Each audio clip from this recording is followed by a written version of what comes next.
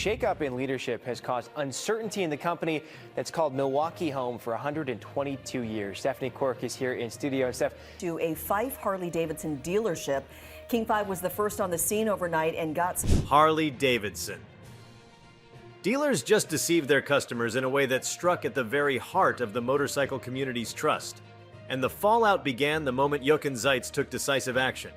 It started with rumors circulating among longtime riders that certain dealerships were quietly surcharging recent buyers for model year upgrades that had never materialized, selling promotional add-ons at inflated rates, and cutting corners on warranty work. Word spread through local riding circles, social media posts, and online forums like wildfire. Devoted riders who felt betrayed began sharing their experiences. Stories of promised custom paint jobs that never happened, claims of exclusive financing deals that dissolved into surprise fees, and whispers of unauthorized inspections that led to unnecessary repairs. The sense of outrage rippled across the network, challenging the very bond that forged Harley-Davidson's mystique, the promise that every transaction was more than a purchase, it was a rite of passage into a brotherhood. All of this surfaced just as Zeitz implemented a sweeping transparency initiative, demanding unvarnished dealer performance reports. Suddenly, the mask slipped, and the depth of the deceit became undeniable. Before we start, smash the like and subscribe buttons for more updates. Before Zeitz arrived on the scene as CEO, Harley-Davidson was already navigating a shifting landscape, aging demographics, competition from emerging motorcycle brands, and calls for electrification. Jochen Zeitz, known for his sustainability credentials and passion for reinvigorating heritage brands, had stepped into the role with a mandate to restore authenticity and align the company with 21st century values. He spoke at investor conferences about the need for a renewed commitment to the dealer network, emphasizing that every handshake and handshake replacement in a showroom should mirror the company's storied reputation. Under his leadership, Harley-Davidson restructured parts of its global supply chain, invested heavily in electric prototypes like the Live Wire, and launched initiatives aimed at younger riders. But beyond product innovation and marketing, Zeitz honed in on the core of the brand's promise: a seamless, transparent relationship between the company, its dealers, and the consumer. When whispers emerged that the promise was being broken at local dealerships, Zeitz knew he had to act quickly. Jochen Zeitz's defining move was the introduction of a comprehensive dealer auditing protocol. Harking back to principles he had championed at his previous companies, he insisted on real-time data sharing across all North American dealerships. Every transaction, every service record, and every warranty claim was fed into a centralized platform that Zeitz personally reviewed with his executive team. Dealers were informed that complacency and misrepresentation would no longer be tolerated. Any deviation from the mandated pricing and service standards would trigger immediate consequences. This initiative was disguised as an exercise in operational efficiency, but insiders recognized it as Zeitz's strategic gambit to flush out bad actors. Motorcycle salespeople, accustomed to the latitude of traditional dealership practices, suddenly found themselves scrambling to document compliance. For the first time, Harley-Davidson was looking beyond quarterly sales numbers to scrutinize the fine print of every customer interaction. It was this heightened level of oversight that unearthed the deceptive practices at 4 dealerships. At the core of the scandal were 4 flagship Harley-Davidson dealerships, each a community institution boasting decades of service to local riders. These dealerships prided themselves on status, often sponsoring charity rides and hosting bike nights that drew hundreds of enthusiasts. Yet behind the veneer of camaraderie, some managers and sales teams had grown complacent, convinced that their elite status placed them beyond scrutiny.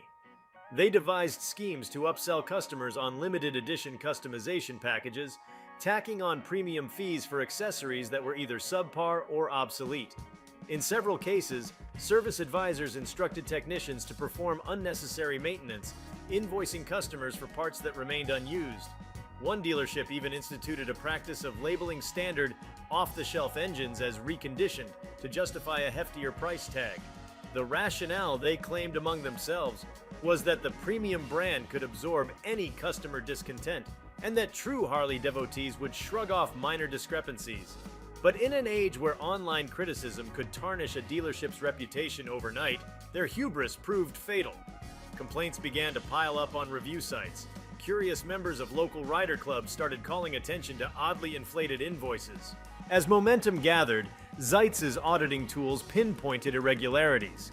Billing codes that didn't match approved service lists, invoices revealing duplicated labor charges, and accessory sale records indicating non-existent products. Confronted with this evidence, Harley-Davidson pulled the four dealerships into an emergency negotiation. Zeitz, known for his measured yet unflinching style, dispatched a team of corporate compliance officers to review taped service calls, interview staff, and cross-reference physical inventory against digital records. When confronted, dealership managers attempted to downplay the extent of the deceit, framing it as isolated incidents caused by a few bad apples. But Zeitz made it clear that the issue was not merely one of rogue employees, but a systematic failure of leadership at each location. The dealers themselves, who had once been heralded as exemplars of Harley-Davidson culture, were accused of betraying the brand's foundational promise that every rider was family. The emotional resonance of this accusation struck deeply. For many riders, buying a Harley wasn't a mere transaction, it was a symbol of personal identity, freedom, and loyalty to a legacy stretching back to 1903. The implications of Zeitz's crackdown reverberated quickly within the dealer network. Other dealerships, once quietly tolerating gray area practices, were jolted into compliance by fear of being next in line for investigation. To reinforce the new standard, Zeitz announced that any dealership caught in similar deceptive practices would face not only immediate termination of its franchise agreement, but also potential legal action. This bold stance transformed what might have been a minor scandal into a watershed moment in the company's history. Dealers realized that the age of tacit understanding, where minor infractions were overlooked in exchange for consistent sales, had ended. This sent a clear message. Harley-Davidson under Zeitz would operate with an unyielding code of integrity. For dealers whose business models often relied on every possible margin from service and accessories, the shift in corporate attitude was seismic. Gone were the days when customers' trust could be taken for granted. The stakes were elevated. Clubs and riding groups began discussing the implications of Zeitz's actions, questioning whether other dealerships had behaved similarly, and demanding accountability. At the customer level, the revelation was traumatic. Riders who had attended dealership-sponsored events felt betrayed when they discovered the hidden markups. One veteran rider, whose custom paint job took 8 months longer than promised, found that the dealer had billed his account for additional labor without delivering the final touches. Another customer, enticed by a promotional battery upgrade, later learned that the so-called upgrade was merely the standard model with a decorative sticker. As these stories proliferated online and in local bike shops, disillusionment sapped the enthusiasm of some loyalists. For a brand built on the mythology of freedom, rebellion, and authenticity, such duplicity was especially bitter. Knowing that the dealerships they'd entrusted with their prized possessions had quietly eroded their goodwill, riders began demanding recompense, whether in the form of refunds, complimentary services, or public apologies. Some customers even threatened to sell their bikes, lamenting that they no longer felt a connection to a brand that claimed to represent individual liberty while tolerating dishonesty at its retail front lines. Yet, despite the anger, many also expressed relief. Zeitz's intervention gave them hope that the company was capable of self-policing and that the brand's ideals still mattered. Within Harley-Davidson's corporate offices, Zeitz's response to the scandal became a case study in crisis management and leadership. His method was not to downplay the issue or rely solely on external public relations firms to spin the story. Instead, he opted for transparency. He convened a virtual town hall for employees and publicly acknowledged that the discovery of deception among 4 long-standing dealers was a serious violation of Harley's core values. He emphasized that the company's strength resided not just in its iconic motorcycles, but in the integrity that bonded riders, dealers, and corporate. By taking swift action, he sought to turn a moment of betrayal into an opportunity to reinforce those bonds. The corporate communication team crafted messages for various stakeholders, employees, investors, and riders, underscoring that this was not a time to abandon ship, but to recommit to the principles that defined the brand. For investors, the message was that short-term profit from deceptive practices was unsustainable. For employees and regional managers, it was a reminder that vigilance and ethical behavior would be rewarded under Zeitz's leadership. The broader implications for the motorcycling industry were immediate. Competitors watched closely as Zeitz's strategy unfolded. Some rival brands, particularly those positioned as more transparent or value-driven alternatives, seized upon the scandal to highlight their own dealer vetting processes and customer-centric policies. In local showrooms, salespeople from other brands subtly referenced Harley's missteps, suggesting that riders could place their trust elsewhere. Zeitz, however, seemed unfazed by comparisons. He believed that by exposing and remedying malpractice within his dealer network, he would ultimately strengthen Harley's competitive position. Rather than shy away from the controversy, he leaned into it, urging dealers worldwide to audit their own procedures proactively. His message was clear: the future of motorcycling hinged not merely on engine torque or styling cues, but on the experience of trust and transparency. Dealers who aligned with this vision were invited to join a new advisory council, tasked with refining best practices and sharing success stories of ethical customer service. Those unwilling to comply were politely shown the door. The cultural ramifications inside local communities were profound. In many towns, the Harley-Davidson dealership served as a hub, a place where riders congregated after work, families gathered for community drives, and charity events were organized. The idea that the same institution responsible for fostering these bonds could also be cheating its patrons led to a crisis of identity for some regions. Long-held notions that a Harley dealership was automatically above reproach were shattered. Local riding clubs organized informal accountability rallies where they urged fellow members to share any negative dealership experiences and collectively call out unfair practices. Grassroots initiatives sprung up encouraging prospective buyers to check the dealer's history, verify service invoices, and demand transparency before signing any paperwork. In rural areas where riding culture was especially tight-knit, stories of deceit spread rapidly, prompting heated discussions at diners and coffee shops. The collective energy shifted from celebrating motorcycles to scrutinizing business ethics. In response, some honest dealership owners began hosting open forums with customers, walking them through costs, service procedures, and pricing structures. These sessions, once unheard of, became a cornerstone of rebuilding trust and were directly inspired by the standards Zeitz demanded. For the dealers directly implicated, the consequences were swift and unforgiving. Zeitz's corporate legal team moved to enforce the termination clauses in the franchise agreements of the 4 offending showrooms. Within days, signage that had read "Authorized Harley-Davidson Dealer" was removed. Once bustling service bays fell silent. While some managers attempted to dispute the findings, Zeitz remained resolute. There was no room for moral ambiguity. The corporate office also instructed remaining dealerships within a 100-mile radius to review all pending service orders and sales invoices, ensuring no hidden fees lingered. To send a clear message, Harley-Davidson's finance department released a directive requiring all dealers to disclose line-by-line costs for parts, labor, and accessories on official letterhead. This radical shift left no space for gray areas. Without naming the specific dealers, corporate communications circulated a memo warning that any future transgressions would be treated even more harshly. Dealers recognized that Zeitz was building a new legacy, one in which Harley-Davidson's storied reputation could not be tarnished by a handful of bad actors. For honest dealers, the purge was a relief. They relished the idea of competing in an environment where ethical conduct was the baseline, not the exception. As word of Zeitz's campaign spread beyond motorcycling circles, mainstream business publications took note. Commentators praised his willingness to confront entrenched networks of dealers rather than sweep the problem under the rug. Analysis pieces pointed out that in an era when corporate scandals often fester until brand equity collapses, Zeitz's proactive stance represented a blueprint for executives in any industry. They noted that Harley's market capitalization had stabilized despite the negative headlines. Proof, they argued, that consumers valued authenticity above short-term convenience.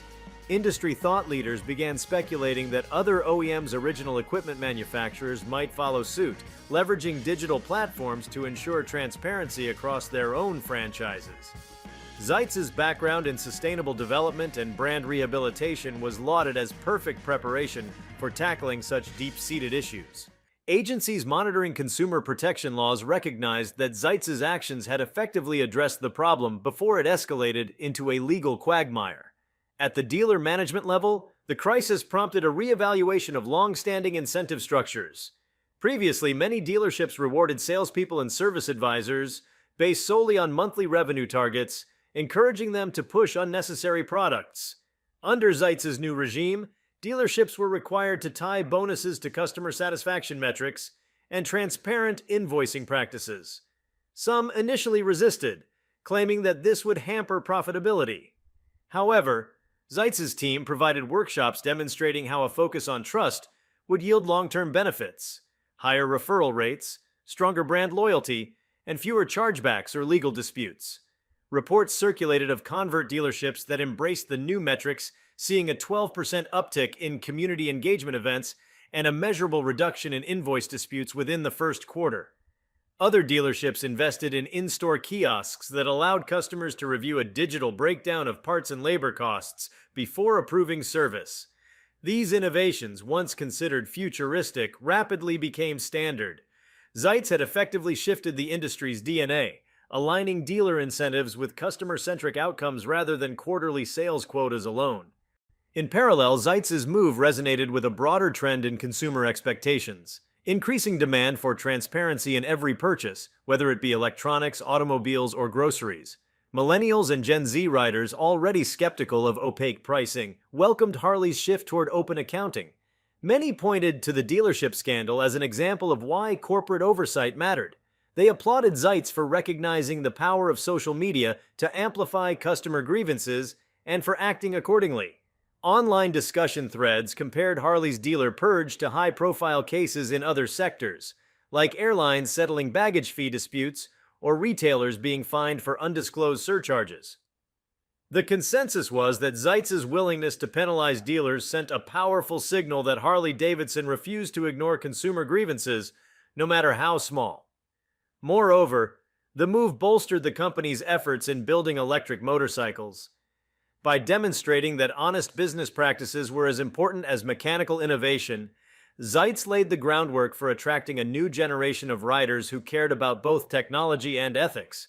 For shareholders, Zeitz's actions initially generated concern over potential short-term revenue decline. After all, removing 4 major dealerships could dent sales numbers in key markets. But Zeitz had prepared the financial community well in advance, circulating detailed scenario analyses showing that increased brand trust would likely pay dividends over time. He pointed to data from other industries where transparency initiatives led to sustained customer lifetime value growth. Hedge fund managers and institutional investors noted that while the stock price dipped immediately following the announcement, it rebounded within weeks as quarterly reports showed stronger same-store sales at compliant dealerships. Calls for deeper penalties or retroactive compensation faded as investors recognized that a leaner, more ethical dealer network could fortify the brand against future crises. Financial analysts began revising Harley-Davidson's long-term projections upward, factoring in improved dealer performance metrics, reduced chargebacks, and enhanced brand equity. Zeitz's deft communication with investors demonstrated that moral leadership could align with shareholder interests, a lesson he had underscored with clear, data-driven messaging. Meanwhile, among the dealer network at large, an undercurrent of apprehension settled in. Proprietors who had considered certain creative pricing tactics for years suddenly realized that tolerance had ended. Regular conference calls with corporate executives now included segments on compliance checklists, consumer feedback loops, and mandatory training sessions on ethical sales practices. Some dealers, shaken by the abruptness of the 4 terminations, scrambled to audit their own books, even hiring external consultants to identify any potential violations. The fear of being the next dealer under the microscope was palpable. Yet, as the network adapted, a more collaborative atmosphere emerged. Regional managers started organizing peer-to-peer groups where dealers could share best practices on transparent invoicing, customer engagement, and responsible upselling. These forums, endorsed by Zeitz himself, fostered an environment where open dialogue on ethical challenges was the norm. It turned out that the dealers most anxious about compliance were also those most eager to innovate, integrating customer relationship management systems that tracked every service detail and generated automated cost breakdowns for riders. Zeitz's bold move thus indirectly catalyzed a wave of digital transformation within dealerships, all centered on delivering a genuinely transparent customer experience. On a broader cultural level, the scandal forced Harley riders everywhere to confront uncomfortable truths about their own assumptions. Many had romanticized the notion of a family of dealers who would never dream of betraying a devoted customer. Yet these revelations punctured that facade, revealing the vulnerability inherent in any brand reliant on third-party retailers. Some lifelong Harley enthusiasts debated whether loyalty to the brand should extend to unquestioning faith in local dealerships.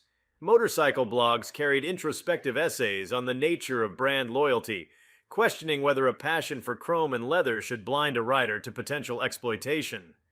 Podcasts featured roundtable discussions with ethicists, marketing experts, and Harley enthusiasts, unpacking how a storied American brand could struggle to maintain authenticity in the 21st century. Zeitz's intervention was hailed by some as a brave attempt to preserve the integrity of a cultural institution.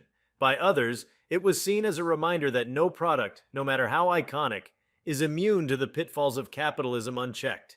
This candid dialogue itself served as a kind of communal catharsis, allowing riders to mourn the tarnish on their shared mythos while charting a path toward renewal.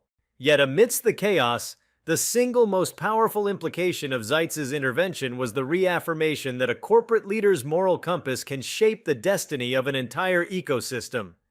By refusing to look the other way when confronted with evidence of deceit, Zeitz elevated the stakes for what it meant to be part of the Harley-Davidson family.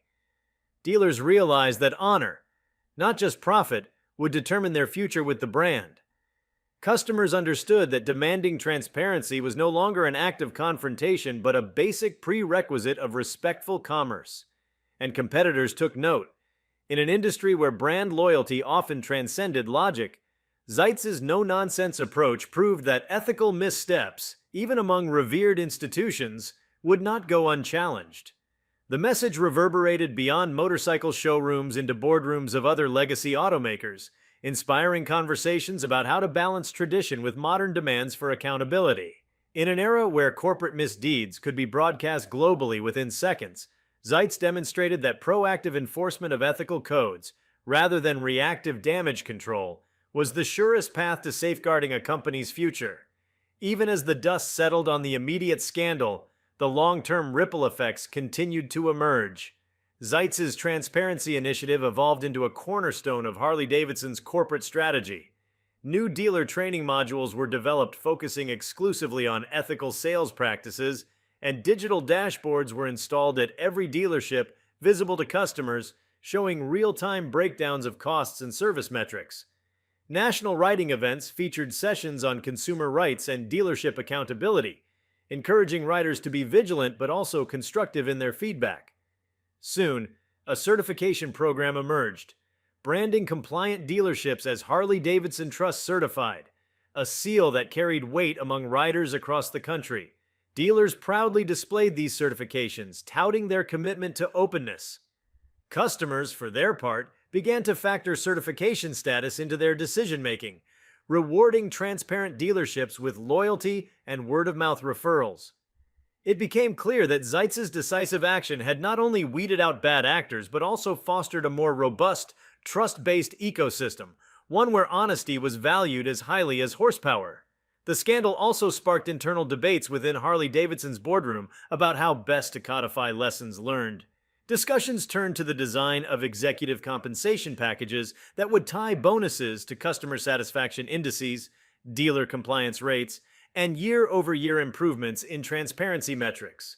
For the first time, the company considered incorporating non-financial KPIs, such as brand trust scores, into its annual operating plans. Zeitz argued that without embedding these metrics at the highest levels of decision-making, the company risked reverting to old habits under pressure to hit short-term targets. Board members, initially skeptical, gradually warmed to the proposal as they saw evidence that dealerships adhering strictly to ethical guidelines reported stronger customer retention and higher accessory sales over the long run. Thus, Zeitz's intervention didn't merely punish wrongdoing, it redefined success for Harley-Davidson. No longer could the company judge itself solely by units sold. It would now be measured by its ability to preserve the emotional contract with riders, ensuring that every sale and every handshake was genuine. As the 2025 riding season kicked into gear, the contrast between past practices and the new paradigm was striking. Riders who by tradition had treated dealership visits as perfunctory obligations now approached them with a sense of cautious optimism, expecting and receiving transparency. Harley-Davidson's marketing materials shifted tone.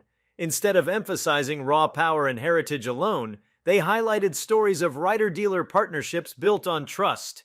Social media campaigns featured real customer testimonials about seamless service experiences, and regional ads spotlighted trust-certified dealerships with glowing endorsements. Meanwhile, sales metrics at previously embattled dealerships began to recover. Riders, once disillusioned, returned to support those showrooms that had doubled down on openness.